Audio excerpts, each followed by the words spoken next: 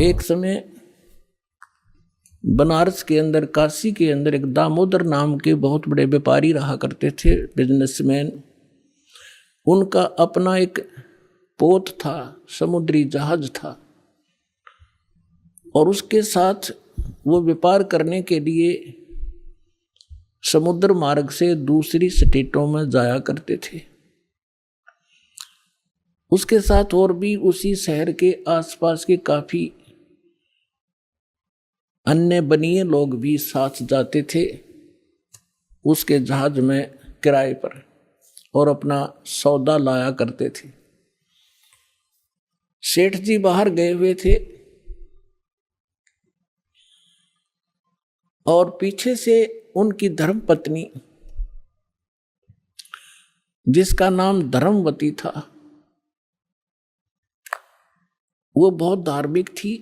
सेठ दामोदर भी बहुत नेक आदमी थे, भक्ति बहुत विश्वास करते थे परमात्मा। और हमारे हिंदू समाज के अंदर राम और कृष्ण, गणेश और इन भगवानों से ऊपर कोई हमारा इष्ट नहीं था, और ये सभी क्रियाएं हम किया करते थे जो वो कर रहे थे, जो हम करते हैं वैसे ही वो किया करते थे। उस समय परमात्मा ने के बहुत से शिष्य हो गए थे और बहुत दुख दूर हो गए थे। एक दिन ऐसे ही उस सेठ की पत्नी धर्मवती के पास एक बहन गई उसके पास कि बहन, हमारे घर पर सत्संग है, आप आ जाओ। तो उसने सोचा चल मेरी वो बहन ज़्यादा उसके निकट थी और पहले कई बार चर्चा कर रखी थी उसने परमात्मा की। तो कर्मवती ये कहा करती, कभी आसपास तेरे आपके गुरुजी आवे तो उसमें बताना, मैं दीक्षा अगर ज्ञान समझ में आ गया तो मैं दीक्षा लूंगी, वैसे नहीं लूंगी। तो उस बहन ने अपना सत्संग करवा लिया और उसको अपनी सहेली को आमंत्रित किया। अपने आत्माओं परमात्मा का ज्ञान, ओए होए, और ज्ञान सब ज्ञानड़ी, कबीर ज्ञान सो ज्ञान, जैसे गोला तोब को करता चले मैदान। परमात्मा ने सृष्टि रचना सुनाई। परमात्मा जहां भी नया सत्संग करते थे सबसे पहले सृष्टि रचना सुनाया करते थे, और फिर मालिक की वाणी में उनके शब्द में ज्यादा कसक थी, आत्मा तुरंत खिंच जाती थी। सारा ज्ञान सुना। धार्मिक देखो पुण्यात्मा होती है ना, वो घनी अटबट नहीं करा करती, सारा प्रमाण सामने, और फिर अग्रम अग्रम। तो धर्मवती उस बहन का एकदम सिर गया शरीर। जब सत्संग परमात्मा ने कर लिया 2 घंटे और बैठ के 10-20 भगत थे, अपनी अपनी कहन लागे, तब उसने परमात्मा ने कहा बेटा दीक्षा लेगी। वो कहने लगी महाराज मेरी आत्मा तो मानना है मैं दीक्षा लूँ आपकी, मुझे ज्ञान पूर्ण रूप से समझ में आ गया। कुछ तो उस बहन ने कई बार सुना रखा था, और फिर परमात्मा ने फिर उसको सही सुचारू कर दिया। पर भगवान मेरा एक समस्या है मेरे सामने। तो परमेश्वर कबीर जी ने कहा बोल बेटा क्या शंका है वो बता मुझे, कि यूँ क्या करें, यूँ सुना है मैंने कि जोड़े में नाम लेना चाहिए। मेरा पति गया हुआ प्रदेश में धन कमाने के लिए, और वो आ लेगा तब नाम लूंगी, लेकिन मैं अब मुझे ऐसा लग रहा है कि मैं इस घर से बाहर कदम रखूंगी आपकी झोंपड़ी इस स्थान तक, कि मेरी मृत्यु ना हो जाए। आज मुझे आपके सत्संग से एक एक पल भारी हो गया कि ये जीवन नाश हो रहा है मेरा, तो मैं नाम कैसे लूं। परमात्मा बोले बेटा ये भ्रम जो इन मूर्खों का पैदा किया हुआ है, तुम एक दिन जन्मे नहीं, एक दिन मृत्यु नहीं होगी। आपके पति आपसे बड़े हैं, वो पहले जन्म हुआ, आपका बाद में हुआ। और दूसरी बात यह है कि अध्यात्म मार्ग में फिर उसने कहा जी मैंने उनसे पूछा नहीं है, और आज तक मैंने कोई भी काम उनसे बगैर पूछे किया नहीं है, और कहीं वो मुझसे नाराज ना हो जाए, मैं पाप की भागड़ ना बन जाऊं। परमात्मा ने कहा बेटा आत्म कल्याण के मार्ग में किसी से पूछने की आवश्यकता नहीं, और सभी कामों में सलाह ले सकते हो, सभी बातों में, इसमें एक पल भी देर नहीं करनी चाहिए, कोई पाप नहीं लगे। अब वो चाहे नो ठीक, गुरु जी के मुख से जो शब्द सुन लियो फाइनल सच्ची है, मैं महाराज फिर दीक्षा दे दो। अब उसने नाम ले लिया। अब रोज ये मंत्र आप देख रहे हो, ये मंत्र दिया करते दाता सबसे पहले, केवल बीच बीच के 5। अब हम हिंदू इनके ऊपर आरूढ़ थे ही, लेकिन वो मंत्र गलत जाप करे थे। ये मूल मंत्र है इनके।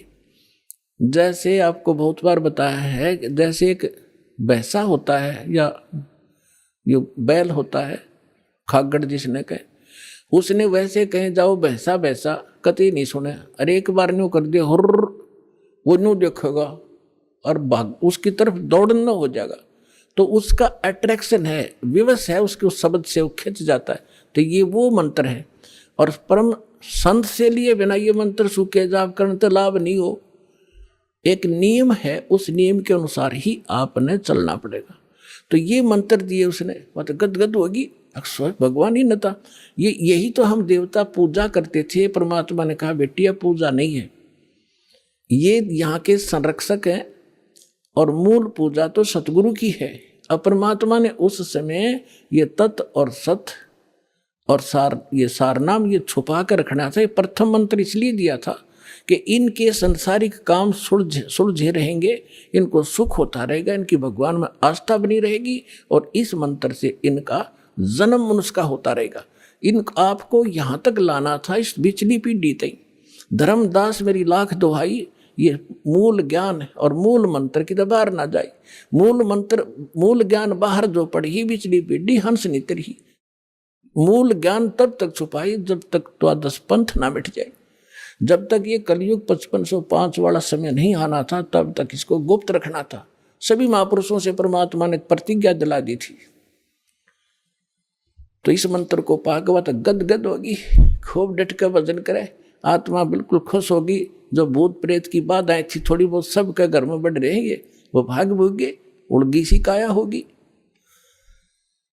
अब क्या हुआ, सेठ जी आए 1 महीने के बाद में। अब वो बुद्धिमान बहुत थी, उसने सोचा कि मेरे पति को यदि कोई थर्ड पर्सन न्यू बतावेगा कि तेरी पत्नी सत्संग में जाती है और रात को जाती है, क्योंकि परमात्मा अधिकतर रात को सत्संग करते थे, क्योंकि दिन में तो किसी को फुर्सत नहीं छोड़ रखी काल ने धंधे में। तो उसने सोचा कि ये कहीं इसके मन में मेरे प्रति कोई दोष ना आ जा और हमारा घर नरक बन जावे। अब क्या हुआ, जिस दिन वो सेठ वापस आया उसी दिन सत्संग था भगवान का और किसी के आसपास ही। तो उसने सोचा कि अपने पति को मैं पहले बता दूं सारी कहानी, और ये ऐसा व्यक्ति है अगर मेरी बात को ये मान लेगा तो फिर ये किसी की नहीं सुनेगा। तो जब वो खाना खाने लगा, खाना खिलाते समय उसकी पत्नी ने कहा जी मेरे से गलती बन गई और मुझे अक्षमा करोगे, माफ करना।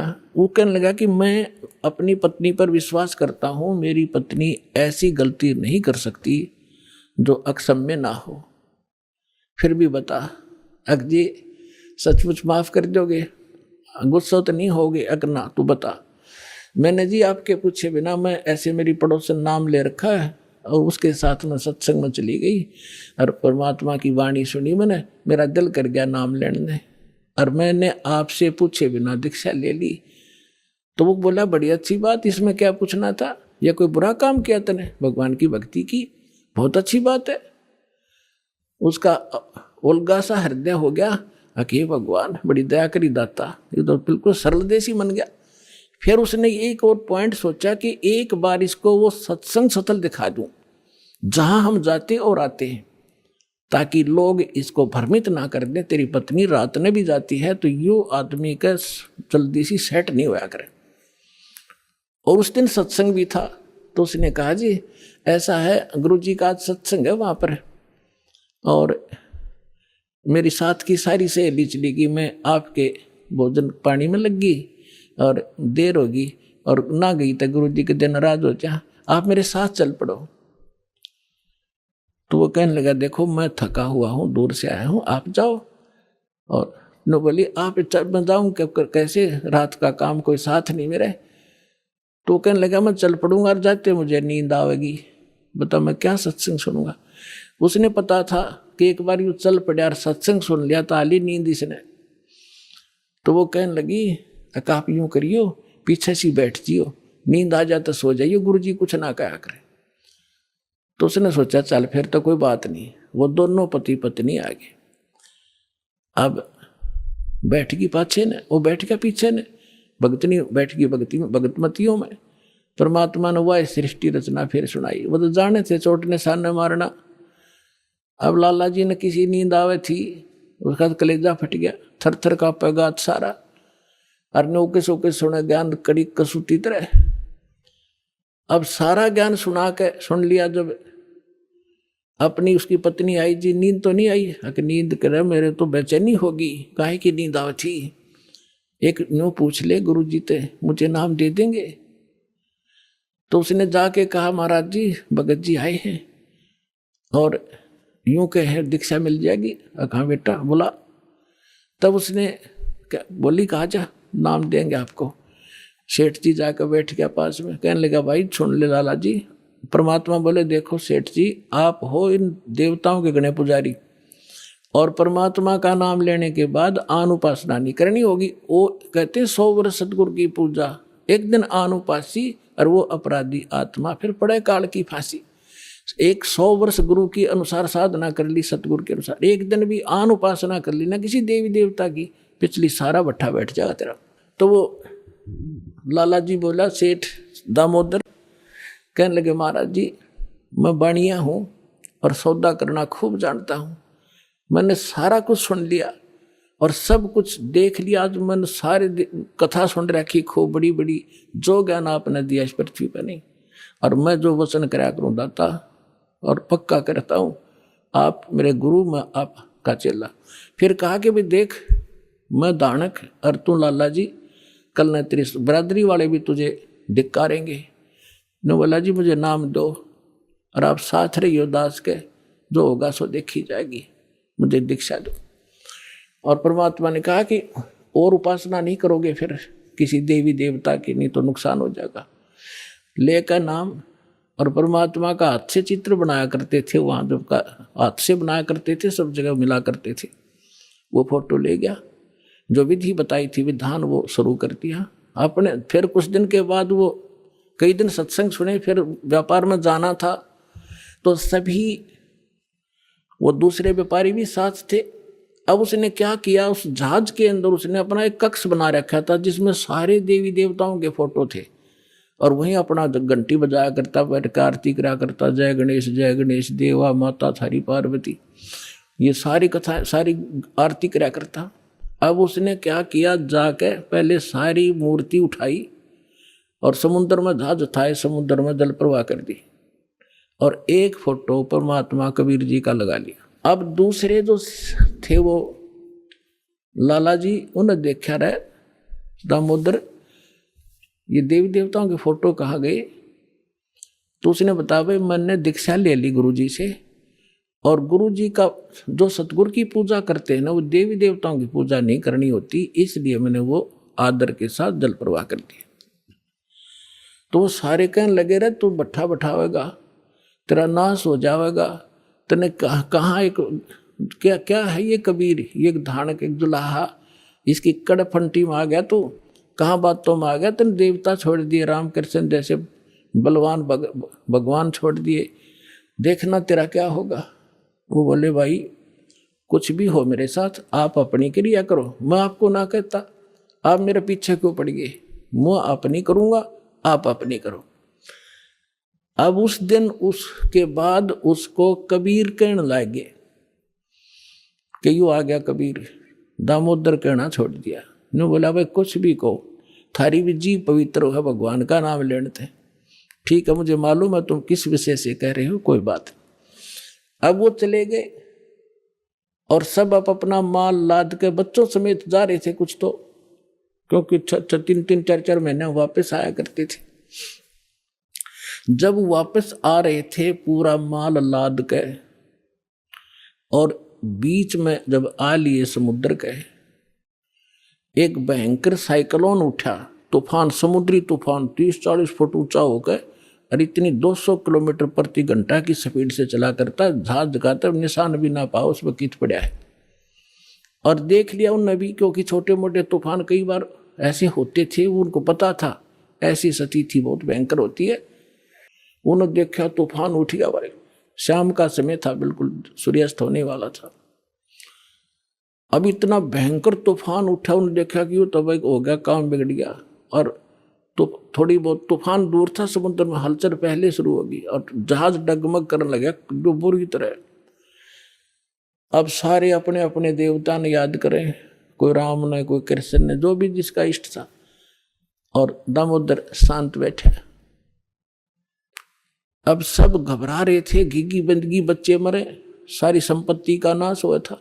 तो वो कहने लगे, दामोदर आप क्यों नहीं अर्ज करते अपने गुरुजी से कि मैं क्या करूंगा, मेरा गुरुजी तो गरीब सा व्यक्ति है, मेरे भगवान, और आपके इसे ताकतवर भगवान जी ने पहाड़ तक ठा लिए, आप बच्चों के उड़ा मैं बच जाऊंगा, आप कर लो अपनी अर्ज। जब उन्होंने देखा कोई जतन काम नहीं कर रहा, उनमें एक वृद्ध लाला जी था। नो क्या कर भाई, क्या अगर सतगुरु का भगत तगड़ा हो से आप एक वे अर्ज कर दो। नो बोला तुम बैठ जाओ, कदे बीच में फिर नो को महाराणे ने सुन ली थी, अग बैठा को नहीं जाता, तो कर लिया रजम बंद हो जाते। तब परमात्मा खड़ा होकर दामोदर ने कहा था, परमात्मा आपका ज्ञान समझ में आ गया और मैंने आपकी महिमा इनका घड़ी गा रखी है, और दाता मुझ नीच के, ठीक है आप तो समर्थ हो, सक्षम हो, कुछ भी कर सकते हो, अगर आज कोई उक चुक होगी मुझ नीच के कारण होगी, मेरे में कोई त्रुटि होगी, मैं आपकी मर्यादा ठीक नहीं कर पाऊंगा,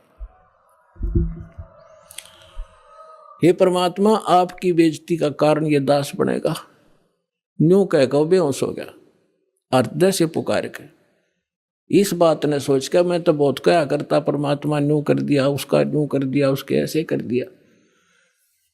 इतने समय में अंधेरा हो गया, रात के 8-9 बज गए, और तूफान ऐसे चांदनी रात्रि थी, ऐसे बैठ गया जैसे छाड़ा सा वहीं का वहीं, नो का नो धरती में।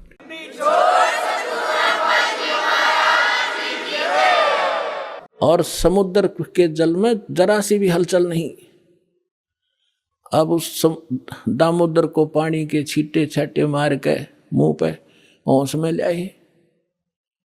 तब उन्होंने कहा कि भाई दामोदर, हमसे बड़ी घनी गलती हुई, हमने आपके गुरुदेव की बेइज्जती करी, हम कति नीच प्राणी हैं। और उन्होंने संकल्प कराया था कि यदि आज जान बच गई, हमारे भगवान तो फेल हो लिए, जब आज ये तूफान रुक गया, हमारी जान बच गई, दामोदर हम तेरे साथ चलाएंगे, नाम लेंगे उस परमात्मा का। तब दामोदर को कंधे पे बैठा लिया उन लालाओं ने, और ने बोले बोलो दामोदर की जय। ने बोला नहीं, जय बोलो जिसने यू काम कराया है, बोलो कबीर परमेश्वर जी की जय हो।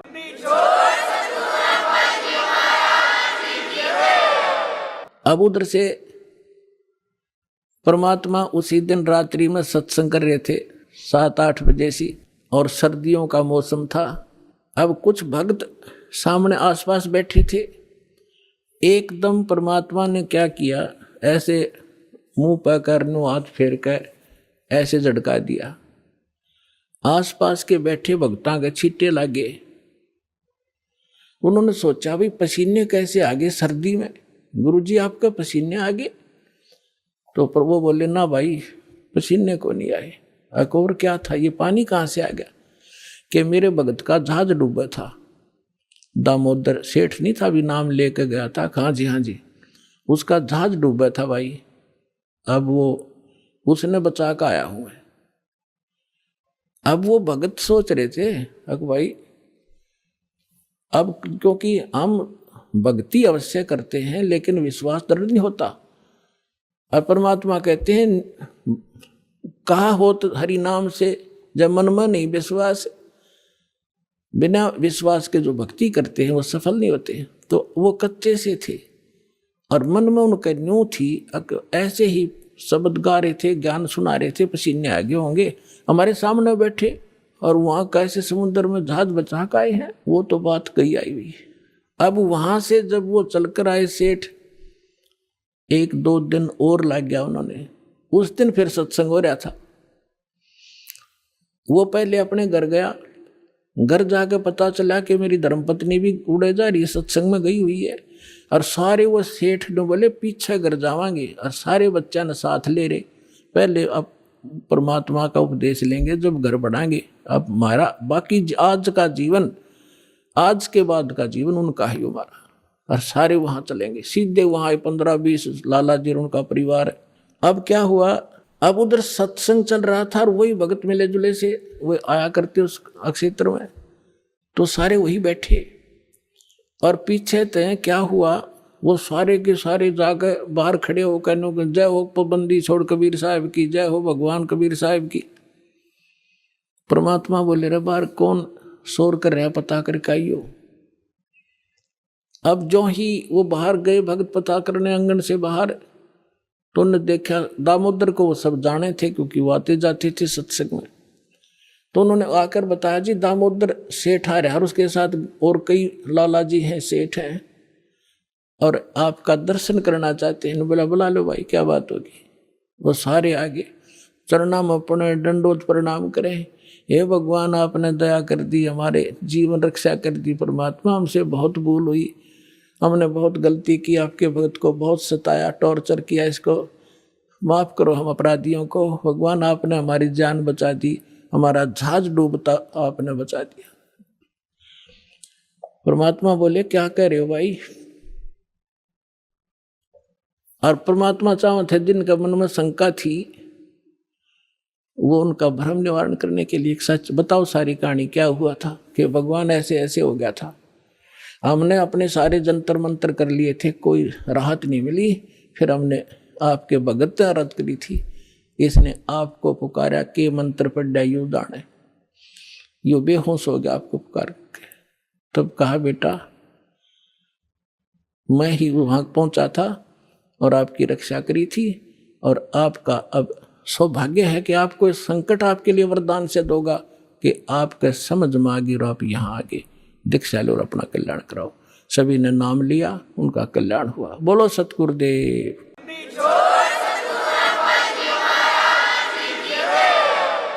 दामोदर सेठ के हुए थे अकाज, अर्ज करी डूबता देखे जहाज। दामोदर सेठ के हुए थे अकाज, अर्ज करी डूबता देखे जहाज।